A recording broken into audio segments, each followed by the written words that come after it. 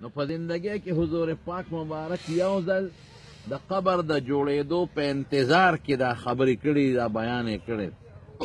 د دې وجې نه زموږ علما کرام د دغه عمل تابعداري کوي او چې تر څو لا قبر نه جوړ شوی خلک هسې ناست دي ګپ شپ په لګوي، غیبتونه به کوي، د دنیا خبرې به کوي، عبس اقوال افعال. نو ځه یو عالم به څو خبرې وکړي، دا نور به یې واوري، د خلکو به مثلو شي، د دین خبرې به مو شي، د مړي دپاره یو تعزیت به هم شي د وارثان. زمانونو کم وخت چې الله د انسان دپاره مقرر کړی دی به په هغه وخت مري، د هغې نه یو سکنډ مخکې کیدی شي او نه یو سکنډ وروستو کیدی شي، او دا فیصله الله ځان سره لیکلې ده، او د هغه وخت لیکلې ده چې کم وخت کې الله نه اسمانونه پیدا کړي او نه ځمکه پیدا کړې او نه د انسان پیدا کړی او نه پیرې او نه فرشتې. نو دا غلطه خبره ده چې یاره دا فلانکې د وخت نه مخکې مړ شو. دا غلطه خبره ده چې دا فلانکې دې پلانکي اسپتال ته نه وې تللی او دې پلانکي ډاکټر نه علاج نه وې کړی او پلانکي کې کړی دی او بچ شوی وې. دا زمونږ د عقیدې د بنیاد خلاف خبره ده.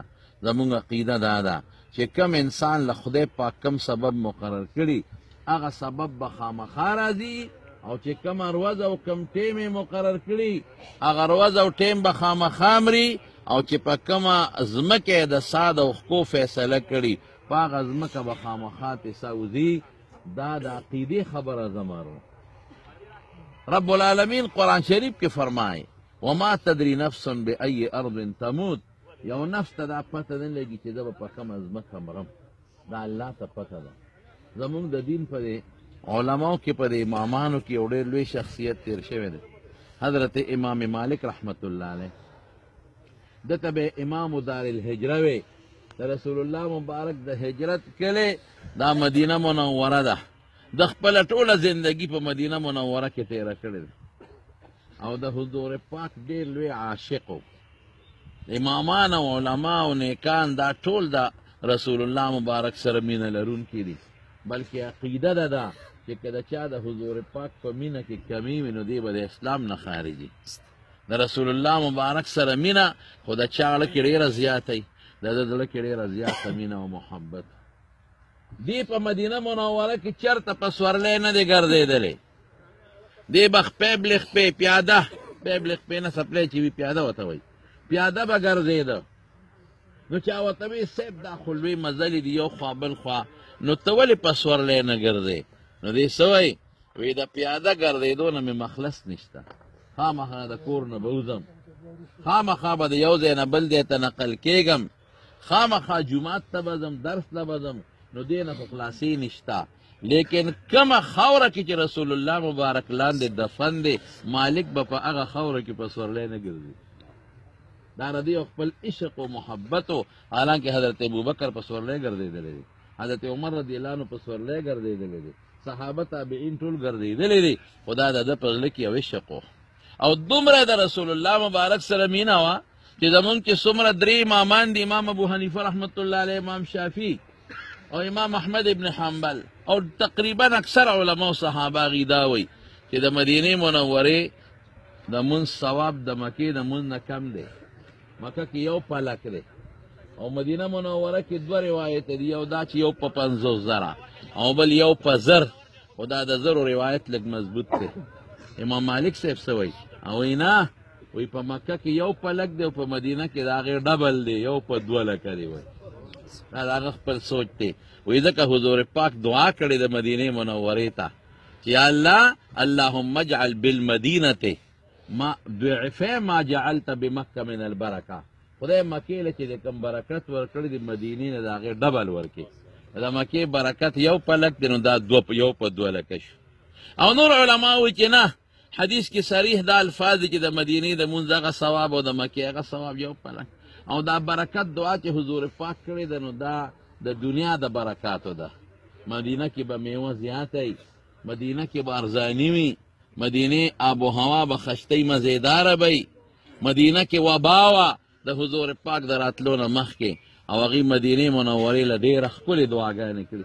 د مدینې خوره ډېره مبارکه خوره زمارو، چې کومه خوره الله د حضور پاک د دفن د پاره او د رسول پاک د ګرځېدو د پاره غوره کړي او ټول عمر رسول الله مبارک پکې پروت دی. نو دا خبره به بهتره نی، کومه خبره به بهتره؟ مدینه منوره دعا ورته کوي رسول الله مبارک، ډېرې دعاګانې کړي دي او فرمایي لا یکید اهل المدینة احد الا انماع کما ینماع الملح فی الماء. وی چې څوک د مدینې خلکو تسکیم او سازش جوړوي، وی داسې به خدای ویلي کي لکه مالګه چې په اوبو کې ویلي کېږي. او فرمایي رسول الله مبارک وی په ټولو کې اخیري کلي چې هلاکېږي هغه به مدینه وي. الایمان ایمان به لیعرض الی المدینة کما تعرض الحیة الی جحرها. وی د ایمان به د نورو کلو نه راغونډ شي، مدینې ته به رانږدې شي او دجال به ګرځي، په ټول وطن به وګرځي، مدینې ته نشي داخلېدی. د مدینې په درو به فرشتې ولاړي او چې دی راځي په دا څپېړو به یې وایي واپس کوي وی، مدینې ته نشي راتلی. مدینه منوره، مدینه مطهره دا پاکه ځمکه ده او پاکه علاقه ده او د حضور پاک د زندګۍ هم وخت په مدینه کې تیر شوی دی او ډېرې دعاګانې کړي دي مدینې ته. د مدینې خلکو ته رسول الله مبارک ډېرې دعاګانې کړي دي، ډېرې زیاتې. کله چې مکه فتح شوه او تاس او حنین فتح شو، نو هلته د مدینې د خلکو ډکې یو سودا راله. وی د حضور پاک خپل کلي مکه فتح شو، نو هسې نه مکه کې پاتې نشي. رسول الله مبارک چاله څاروي ورکول، غنیمتونه ډېر د مدینې خلکو ته لږ ورکړل. په هغې د مدینې بعض هلکانو لږې ګیلې وکړئ. حضور پاک د مدینې خلک ټول یو خیمه کې راغونډ کړل. وی ټول انصار راغونډ شئ، بارۍ به پکې څوک نه چې صرف انصاري یو خیمه کې ټول راغونډ کړل. رسول الله مبارک کېناسته، وی پردې خو د کې څوک نشته. وی صاحب یو شته. وی څوک دی؟ وی زمونږ خورایې دی. حضور پاک یې یادو، ځکه نیا د نبي علیه السلام دا د مدینې وه، د نیکه مور سلما د عبدالمطلب. وی یو پکې راکې بارۍ شته چې هغه څوک دی؟ وی زمونږ خورایې. وی ابن اخت القوم منهم. وی خورایې په قوم کې حسابېږي، زه کې حساب یم. وی تپوس وکړه، وی بعضې خلکو څه خبرې کړي دي مشرانو؟ وی صاحب دی هلکانو څه ویلي دي موږ نه دي ویلی. څه وایي ورته؟ الله اکبر. وی ای د مدینې خلکو، ای د مدینې خلکو، سمو خوښه ده چې خلک ځان سره ګډه چیلی او اوښان او څاروي کورونو ته بوځي او تاسو ځان سره رسول الله مبارک کور ته بوځي. سبحان الله. ګډه چیلی اوښان مو خوښ دي که رسول الله مو خوښ دی؟ وایه. وی نه زمونږ ګډه چیلی اوښان نه دي خوښ، رسول الله م خوښ دی. بس هغوی پوه شو چې حضور پاک نه پاتې کېږي ځي مدینې ته. حالانکې د چا وطن چې فتح شي بیا پکې بیت الله، بیا پکې صفا و مروی، بیا پکې حج او طواف عمره کېږي، بیا پکې مقام ابراهیمي، بیا پکې حجر اسود، هغې نه به څوک ځي، د پلار نیکه وطن. لیکن حضور پاک فرمایي لولا الهجرة لکنت امرأ من الانصار. وی که هجرت نه وی زه به انصارو کې پیدا وي، هجرت نه وی مدینه کې به پیدا وي. او بیا رسول الله مبارک فرمایي وی خلکه نور خلک به زیاتېږي، انصار به کمیږي د مدینې خلک.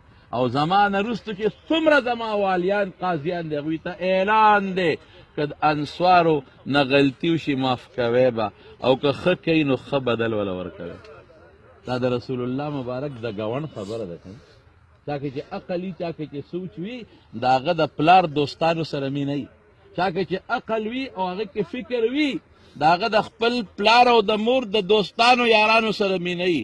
چا کې چې عقل او سوچ وي، د هغه به د رسول الله مبارک، د هغه د صحابو، د هغه د کلي ګوڼ سره مینه وي، د هغه د احادیثو سره به مینه وي.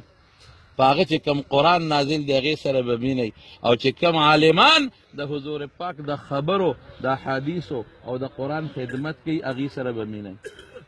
دا چې چا کې عقل وي. نو امام مالک رحمت الله علیه دغه مینه لرله.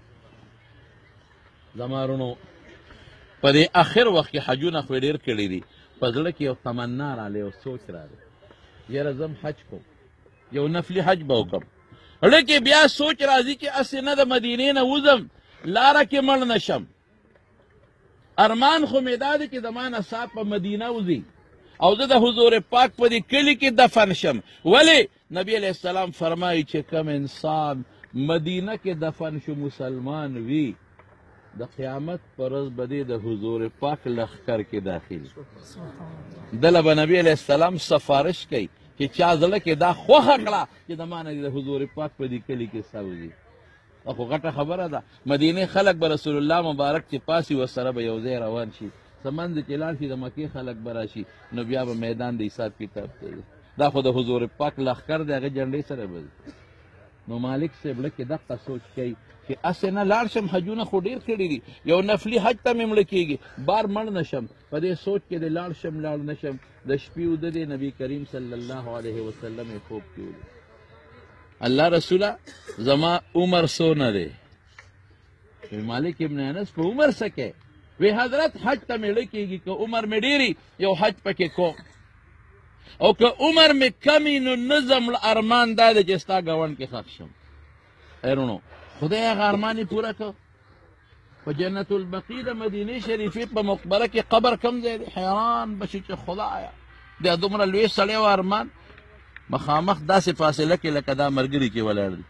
دا ملګري نږدې د حضرت حسن او د حضرت عباس او د بیبي فاطمې او د هغوی قبرونه لږ چې داسې راشي لکه دا باچا صاحب چې ناست دی، دا دونه فاصله کې یا تقریبا دې فاصله کې د حضور پاک د لوڼو قبرونه دي چې داسې فاصله کې لاړ شي. دا سیکل چې دی د رسول الله مبارک د 9 بیبیانو قبرونه دي، د 9 بیبیانو، او چې داسې فاصله کې لاړ شي لکه بالکل دا مخامخ کشره چې اخوا ناست دی، نو د امام مالک قبر دی. کم ځای کې د 10,000 صحابو په میانس کې پروت دی، 10,000 صحابه. خوا کې ورسره د حضرت حلیمې قبر دی، بیبي حلیمې. نږدې ورسره بل خوا د رسول الله مبارک بچی د ابراهیم د هغه قبر دی. خوا کې ورسره د نافع قبر بې شخصي 10,000 صحابه میانس کې پروت. دا قسمت باندې ملاویږي زمارو. نور حضور پاک نه تپوس کوي وی عمر څونه دی که ډېر یو حج به وکړم، که لږي ستا د ګاونډ نه نو زمارمان دا دی چې دلته ښخ شم.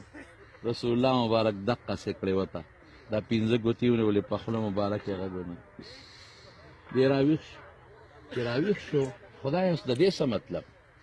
ملګرو نه تپوس کوي، علما ملګري عالمان دي. ما د عمر تپوس وکړه، هغې 5 ګوتې وښودې، دې څه مطلب؟ چا وی 15 ورځې، چا وی 15 هفتې، چا وی 15 میاشتې، چا وی 15 کاله. خدای اوس څه مسله شو؟ فیصله په دې شو چې محمد ابن سیرین یو لوی محدث دی او د خوبونو د تعبیر ډېر لوی ماهر دی، هغه پسې څوک لېږم کېدای شي هغه ښه تعبیر وباسي. هغه له سړی ولېږه، خو تپوس ترې وکړه، خو ال به نه وی چې خوب چا لیدلی دی. هغه له چې سړی لاړ وی دغسې یو سړي په مدینه منوره کې خوب لیدلی دی او د حضور پاک نه تپوس د عمر کړی دی. هغې ورته 5 ګوتې مبارکې ښولې دي، مقصد څه دی؟ وی دا خوب چا لیدلی دی؟ وی هغه سړی وی چې ما به نه ښی، وی که نه ښی ما وپېژن. وی تا څنګه وپېژن؟ وی دا خوب چې ته راکوټې سړي نه دی لیدلی او نه راکوټې سړي لیدی شي. حضور پاک چې دا کوم علمي جواب ورکوي هر چاله نه ورکوي. شاګرد ته خلک ګوري هغسې خبرې خلک کوي. استاد شاګرد تکړی بیا لږې درنې خبرې کوي، کمزوري لږې کمزورې خبرې کوي، سپکې خبرې کوي. یعنې سپکو نه دا چې اسانې خبرې کوي. دا خوب ورکوټې سړي نه شي لیدی، دا مدینه کې لیدلی شوی دی او مدینه کې نن د امام مالک نه لوی سړی بل نشته. دا خوب هغه لیدلی دی. صاحب ټیک ده، هم هغه لیدلی دی. وی ښه امام مالک ته ووایه چې تا د رسول الله مبارک نه تپوس وکړو چې زما عمر څومره دی. هغې راته د خپلې مبارکې ګوتې وښودې. د دې مطلب دا نه دی چې عمر 15 ورځې دی، 15 هفتې دی، 15 کاله دی، 15 میاشتې دی. دې کې یو آیت ته اشارت دی، 5 لا یعلمهن الا الله. ای مالکه د عمر تپوس مه کوه، 15 څیزونه دي چې د هغې علم الله سره دی، ما سره نشته. الله خبر. د قرآن آیت کې دا نه وی، قرآن کې دی ان الله عنده علم الساعة، د قیامت علم د الله سره. نښې ښولې دي حضور پاک، وړې هم ښولې دي، غټې هم ښولې دي، احادیث چې ډک دي، کتابونه ډک دي. ورځې هم ښولې د جمعې په ورځ به راځي، ټیم هم ښولې دی چې فلانکي ټیم به د جمعې په ورځ راځي. خلک هم ښولې دی په کومو خلکو به راځي. لا تقوم الساعة حتى لا يقال في الأرض الله الله. چې د خدای نوم ختم شي هله به قیامت راځي. داسې خلکو باندې به قیامت راځي چې هغوی به یو بل سره دا نږدېکت او دا زناکارۍ داسې کوي لکه د ځنګل څاروي چې یو بل سره کمې زناکارۍ کوي، داسې به کوي. فحاشي به عامه شي که نه؟ اوس عامه شو، خفه کېږئ ما. اوس چې عام شو د فیسبوک او د موبایل او ټچ موبایل تباهي راوستې ده او روانه ده.